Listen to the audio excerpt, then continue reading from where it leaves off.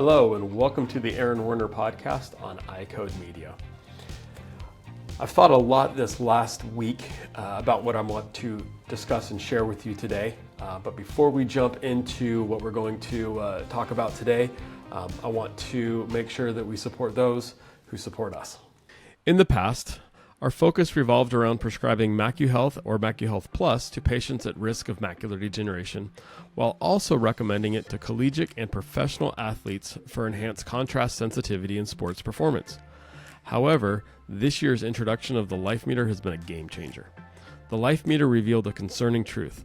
Many of my patients have alarmingly low skin carotenoid levels, indicating potential deficiencies in essential body tissues like the retina and brain.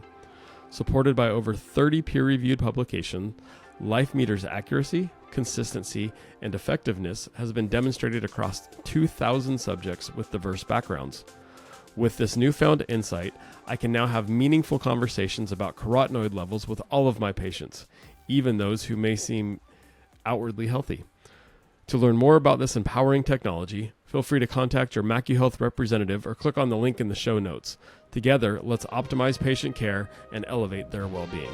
All right, so what I want to talk about today is a follow-up on a podcast episode that I did at the beginning of September called The Best Month Ever. And if you listen to that podcast, then I will link it in the show notes so that you don't have to search too hard to find it. But the reason I had recorded the Best Month Ever episode was because in August this year, we had our best month ever. We had the highest revenue collection that the history of the practice has ever had. And I attributed the success of August to a concept that we had termed and called winning the day. And now I'll be honest, I was a little worried that in recording that episode and sharing that episode, I was going to jinx and put a hex on myself in the practice. Because whenever you do something good and you talk about it too much, a repeat performance is tough to do. So here we are, November 29th, and I am really excited to share that this concept of winning the day looks like it's stuck. And why do I say it looks like it's stuck? Because this is what our year this year has looked like. In January, we hit bonus. In February, we didn't hit bonus. March, we hit bonus. April and May, didn't hit bonus. June, hit bonus.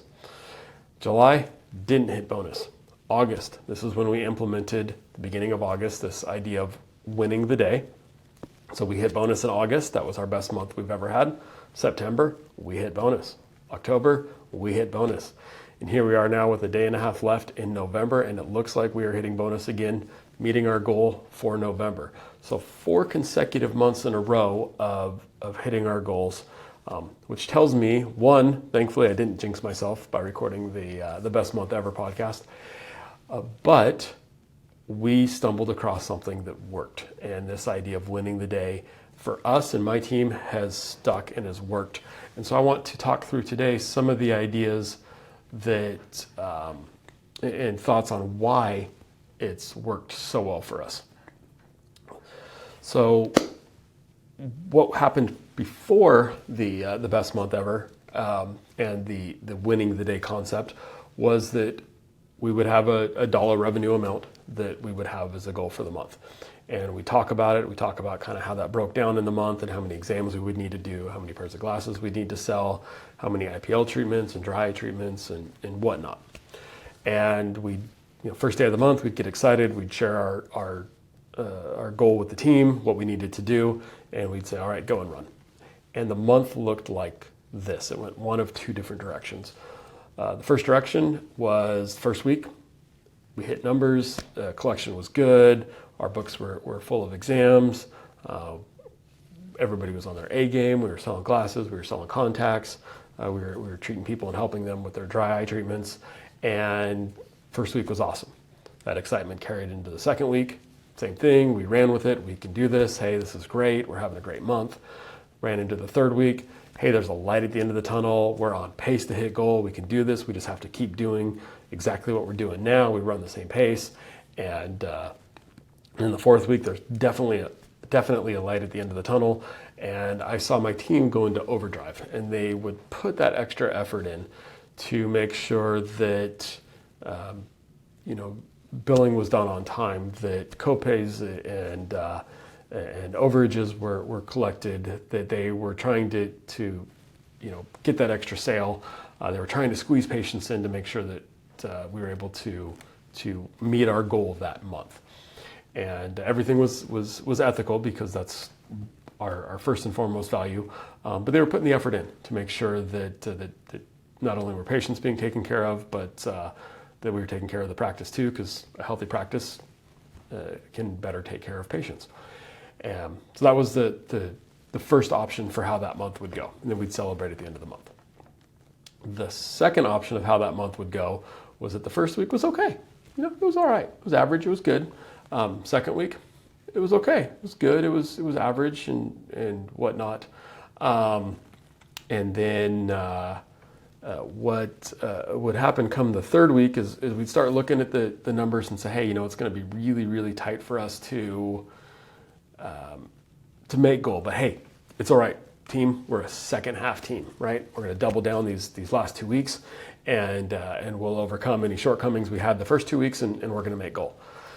By that beginning of the fourth week, if that third week wasn't crazy good, it was pretty apparent that we were going to have a good month, but we weren't going to have a great month, and we probably weren't going to hit goal.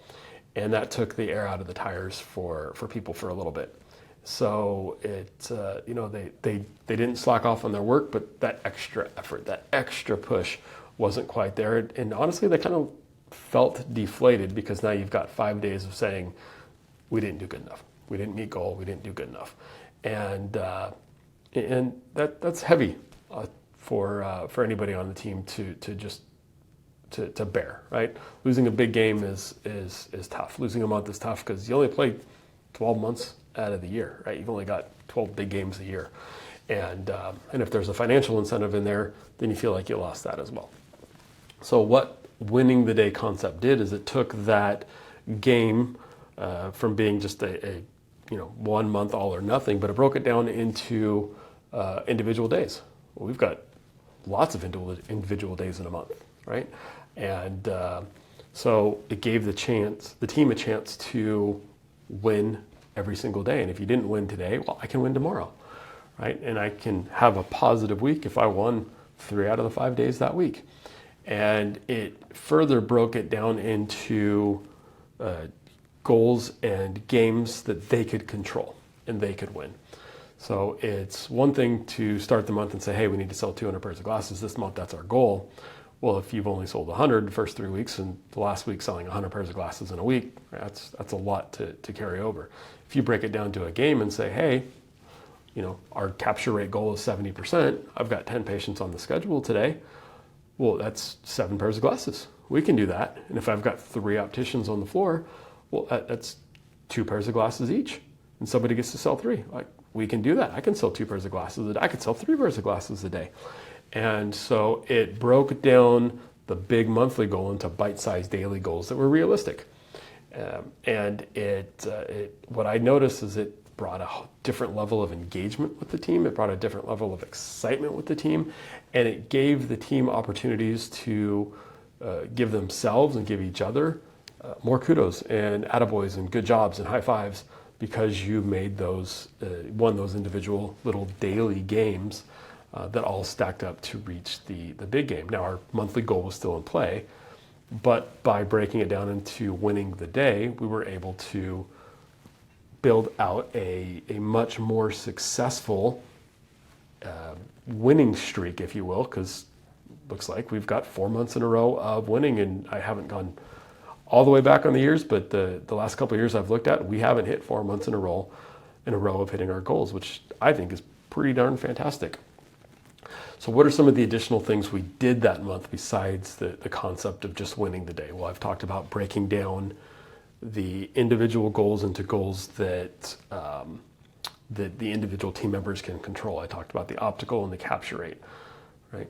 Our scheduling coordinator, we looked at open exam slots, and we wanted to make sure we filled all those holes, right? So how many exams or slots are still open for today or tomorrow? How many are open for the next week? And let's look ahead to make sure that we're filling all those exam slots, because we can't take care of patients if we don't have patients. And we can't sell glasses or contacts or take care of dry eye issues or health issues, glaucoma, whatnot, if we don't have the patients in the office. And so let's stay on top of the recalls and filling those exam slots, right? When a patient calls in, let's try to get them booked today or tomorrow as opposed to next week or the week after, because we can't fill a slot on a day that's passed. So let's just be aware of booking those exam slots and filling the holes. Talked about capture rate, contact lens sales, right? Patient says, hey, I'm going to try these out and give you a call. Great. Are we proactively following it up? Or are we putting it in the patient's hands? Well, if we're putting it in the patient's hands and the customer's responsibility to act up, is that really the quality care we want to share? And so let's be proactive in placing the order so the patient doesn't run out of contact lenses. Or if they really do want to test them for a day or two, are we actively calling them so that we can place that order with them or make any adjustments that we need to make? When we see patients for their refractive exam and a comprehensive exam and diagnose them with different medical disorders and diseases, whether it's dry eye or glaucoma, macular degeneration, myopia, whatever the case may be, and we say, hey, we need to bring you back to further evaluate and treat, are we actively scheduling those patients? And if a patient says, well, I got to go home, look at my calendar, and I'll call you, are we noting that so that we can go and follow back up with them? Because if it's like me and I'm a patient, if I've got to call the doctor back up and schedule the appointment, it's probably not going to happen for a couple months. It'll sit on my to-do list. My to-do list on my phone is fantastic, but there's a lot of stuff sitting on there. So if I can get it done right now today, it just one less thing that I, as the customer, the patient, has to do, and I make sure that we're taking care of them in a timely manner, which helps the practice as well, right? The last thing we did is we re-educated about what we call our accessory sales or over-the-counter products that don't specifically need a doctor's prescription. Now, the vast majority of these are all healthcare related and medical products. You'll get no arguments out of me on those, but our staff as part of a healthcare team should be and is actively recommending these products when appropriate to patients, even before they see the doctor. Maybe they came in, a parent came in with their kid, or a spouse came in, or whomever, right? And that patient that person can turn into a patient because they have visual and eye health needs as well. So what are some of these accessories or over-the-counter products? Artificial tears, allergy drops that we have from Uptace, our hypochlorous acid products from Pure and Clean, our eyelid and eye care products from Peak. And those are products that the patients can use, can need, can have a tremendous positive impact on them, and the staff can have those conversations with them.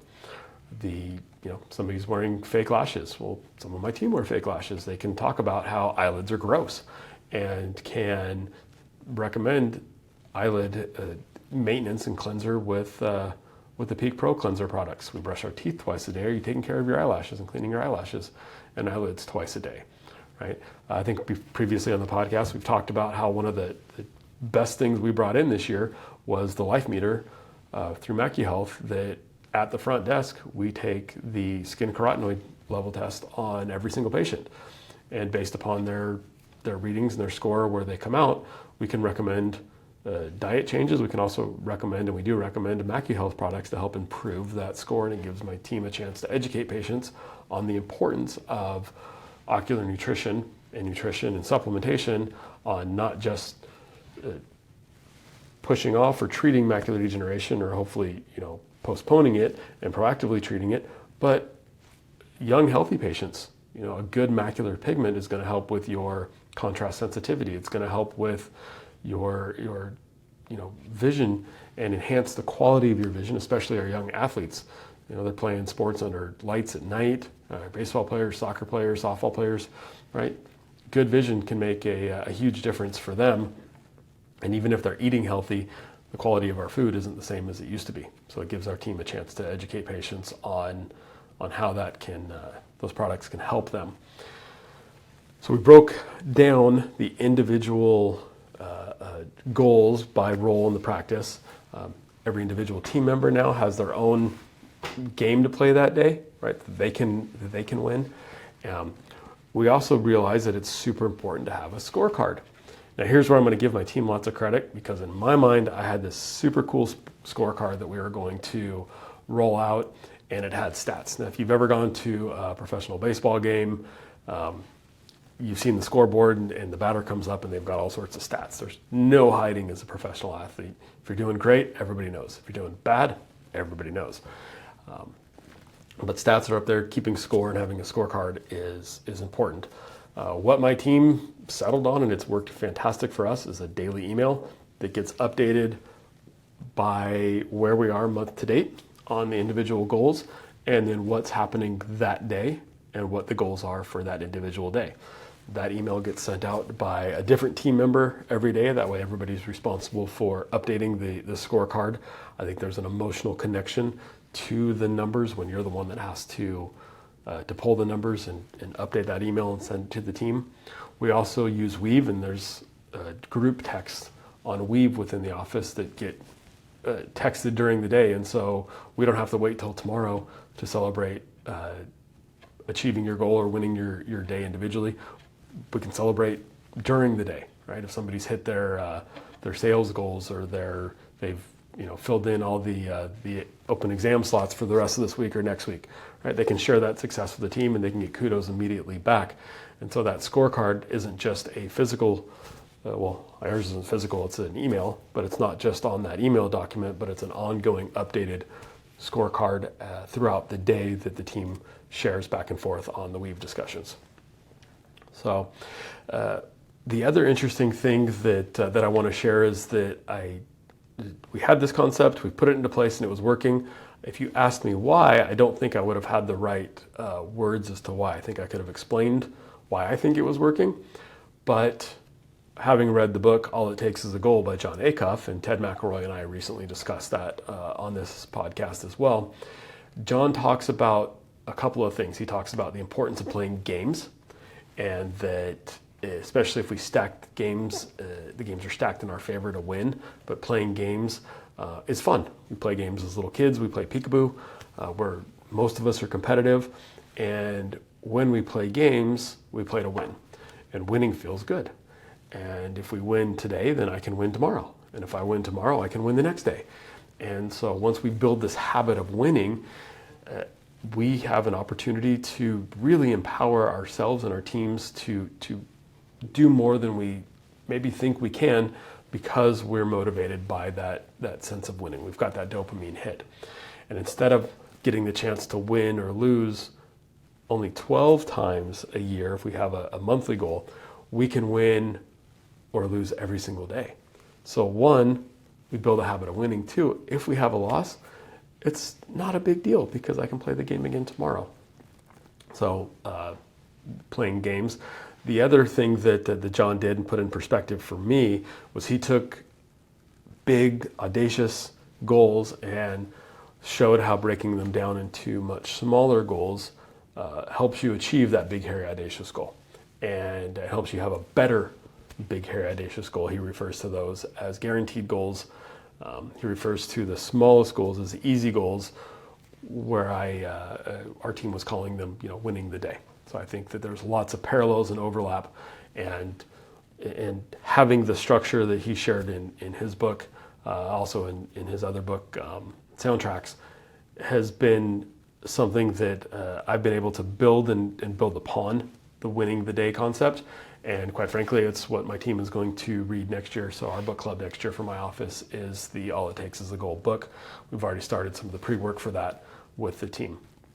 So wanted to quickly share just not only the success of the winning the day concept that brought us our best month ever, but has continued to be fruitful for the practice, and given us, I think, probably our best bonus streak and goal hitting streak ever, that we are now at 4 months consecutively in a row. Very optimistic that we're going to close the year out as well. This is definitely going to be our best year ever, and I think there's a lot to do with this concept that we implemented on the back half of the year, started in August, with the best month ever. So really appreciate all your comments that you email and text. I would love to continue hearing the concepts. Let me know what you think about our continued success in the practice. If you've been able to implement something similar in your practice, what your success has been. If you've implemented something different that has proven successful, let me know as well, because I would love to steal that. And I want my team to be as successful as possible. I want your team to be as successful as possible. And I really appreciate the opportunity to share these discussions with all of you through this podcast. So do me a favor, share the episode with a friend, share it with your team, leave a comment, give us a 5-star review. That really helps with the rankings, and look forward to the next episode. Thanks, guys.